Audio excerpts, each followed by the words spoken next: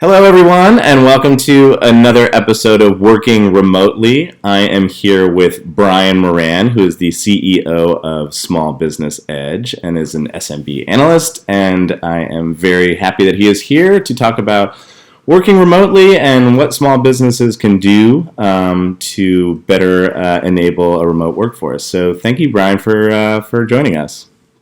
Mickey, it's my pleasure. I'm happy to be here. All right. So let's start with the personal. Can you give us a little description of what your work from home environment is like? So it's not bad. I have 4 children who are college age and beyond. So I used to have an office outside my home. What am I paying rent for when I have spare bedrooms like this? So I took over my youngest daughter's bedroom and made it my home office. So it's nice. It's got a nice size space. I should probably organize it a little bit better for video calls. I'm the king of audio and print, but it's great. You know, it's I got a nice big window into my backyard, and like I said, a lot of nice working space and some of my personal touches to make it feel a little more homey. Sure. Now, has your schedule changed a bit? Because I imagine usually you're traveling predominantly, I mean, maybe half the year or even more. So now you're at home, you're not doing speaking engagements, you're not doing conferences. What's it like being home for the duration? Yeah. Well, it is. It's certainly a game changer. I mean, you know, I probably have missed 3 or 4 conferences now, and probably that many speaking engagements as well. And but a lot of that has turned into virtual now, and so we're doing a lot of the virtual workshops, virtual training. I'm leaning a lot. I'm actually doing now 3 separate podcasts that I do. I have my Small Business Edge podcast. I have a podcast which I'm launching now with Reva Lasansky called The R&B Show. Ooh. The smooth, soulful sounds of small business. Yeah. And in fact, Zoho, Raju, was our first guest, chief analyst for Zoho. Yeah, he was fantastic. And it's fun. You know what? It's a lot of fun. Reva and I've known Reva for 25 years. And what's exciting about it is that we get to share all of our experiences and our knowledge with business owners who now are a lot more in tune with what we're talking about. They're actually actively seeking this kind of information. Yeah, and so I want to get into that. We've now sort of entered kind of a new phase in work, in that people have now been working remotely for maybe 2 weeks, and a lot of those people probably some of them have never done this before, and so from a employee perspective, are you seeing that people are taking to these tools? Is there an uptick in certain types of communication that may not have been, or tools that may not have been used as much in an office environment for employees? Yeah, well, it's interesting. Yeah, you know, everybody seems to have gravitated towards video conferencing. Yeah, which you know, it's. I'm sorry. Us too. Exactly, and so there's nothing wrong with that, and I think you know, the key is just to use it. You know, add some structure to it. So if you're going to do a video conference call with your team, you know, I have a standing call every day at 12:30 Eastern time.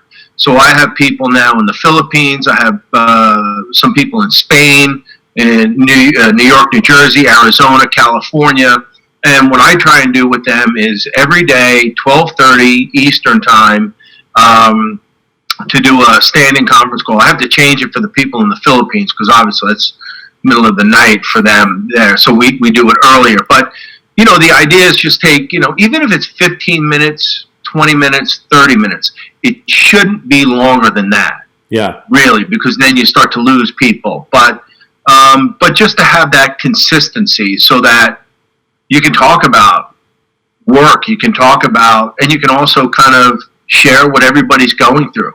I find that is helping people a lot to be able to say, yeah, it's a little bit scary, it's a little, frightening, but I'm catching up on a lot of TV shows that I haven't seen or whatever. I think that's important. Yeah, and it's funny. I'm seeing a lot of people using professional software and business software for personal use, which is like people still want to connect, whether it be with family members or friends, just to have some socializing over the course of a day. And it's kind of impressive to see the times that we're living in that can be enabled through software and done on such a large scale. Imagine if this had hit 10 years ago. Yeah. Things would have been a lot worse and a lot scarier, to be honest with you. It just seems like the technology is coming along at the right time. And this allows us to do social distancing, but stay connected. Stay connected in a disconnected world. Yeah. So, all disruptions aside, can you walk us through what a day is like for you, a business day, and Sure. why you're sort of taking the steps that you're taking? What kind of structure you have? Well, for me, I treat it like any other business day. So I have a whole schedule that's written out, and a lot of it is conference calls, or telephone calls, and then I put in there my podcasts, my webcasts, time to write my blog posts.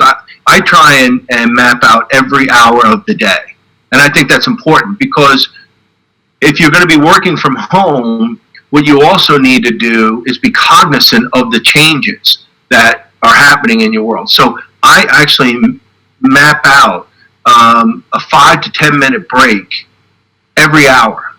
I make sure I get up, I stretch my legs, I go downstairs, I say, hi to my wife or my kids or my dogs. I'll go outside, I'll stretch, I'll do whatever, just because I know if I don't, 2, 3 hours, 4 hours might pass, and I'll be sitting in the same chair.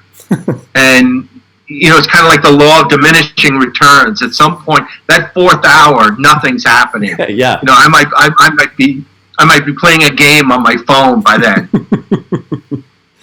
I think we're all guilty of that. I mean, it is an adjustment for sure to you're able to do whatever you want. It's your house, but you have to have some, oversight, even if it's coming from you, to make sure that you stick to a schedule. Yeah, you really do. And that's why I highly recommend, especially like in the month of April.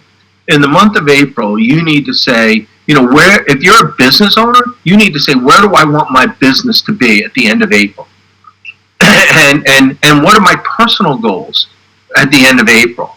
And you need to write them down on a whiteboard. I have a whiteboard in front of me, and I'll write my goals down. I'll say, okay, this is where I want to be.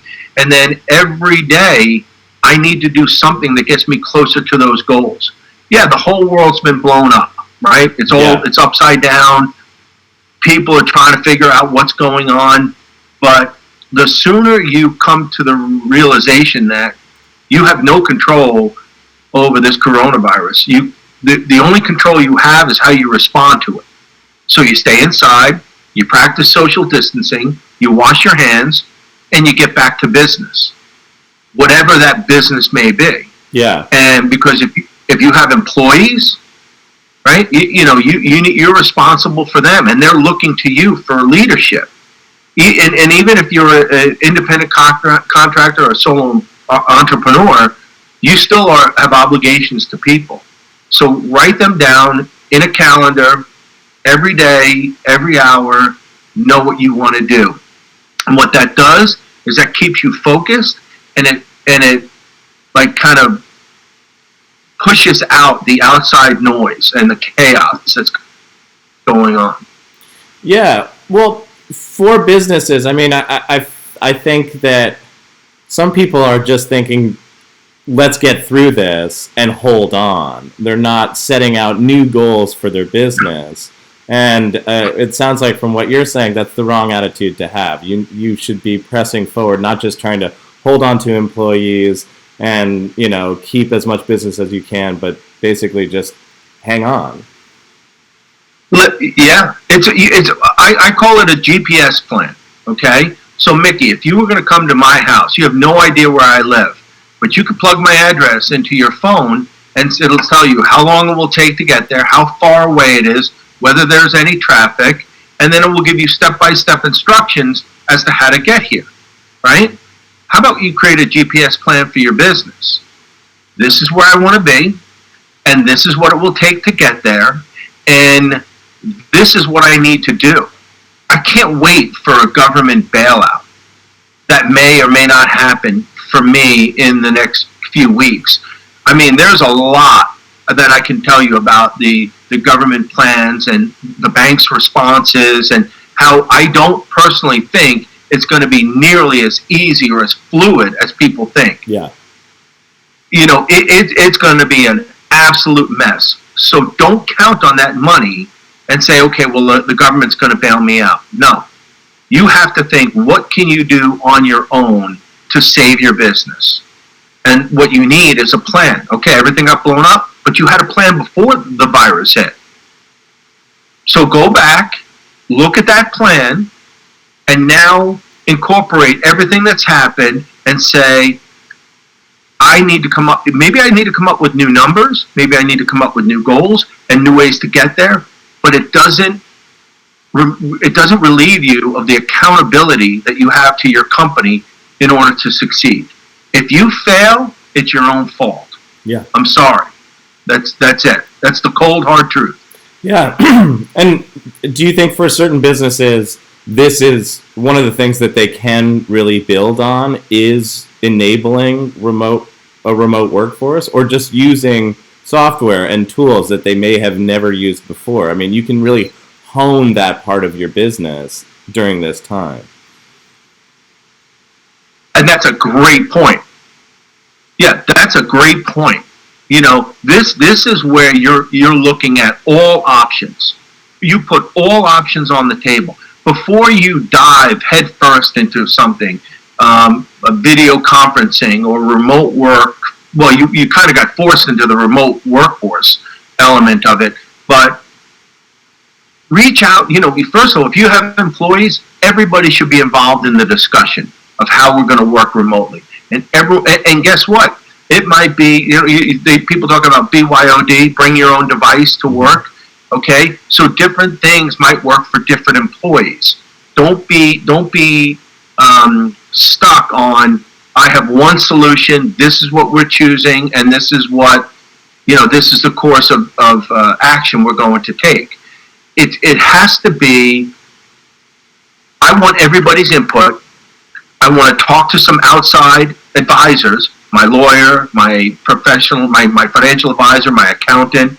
I want to create the map before we execute. And you can even do this today, even if you started executing, even if you've already started going on the trip where you plan to be in the next 30 days, you can stop and you can say, okay, we're going to have a meeting and we're going to ask all the questions we need to ask about where we want to go and how we're going to get there and the tools that we're going to use, what makes the most sense. I want everybody to do their homework and bring your information to the conference call. And then we're all going to set this out. And then I, as the business owner, I'm going to lead it. And I'm going to give everybody responsibility because we're all in this together. Yeah. It has to be like that. Well, I think that you've given really great advice for business owners. And unfortunately, I think that is our time. But Brian, I really wanted to thank you for joining us and for Sure. sharing your expertise with everyone. It was very helpful pleasure. and informative, so I appreciate it.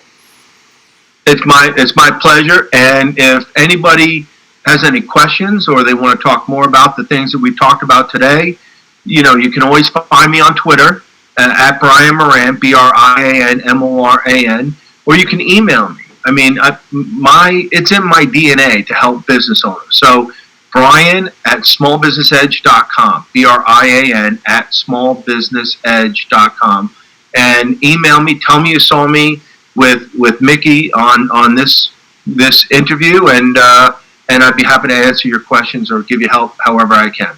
That's great. Well, thank you, Brian. You're welcome. Enjoy the rest of your day. All right. Bye-bye.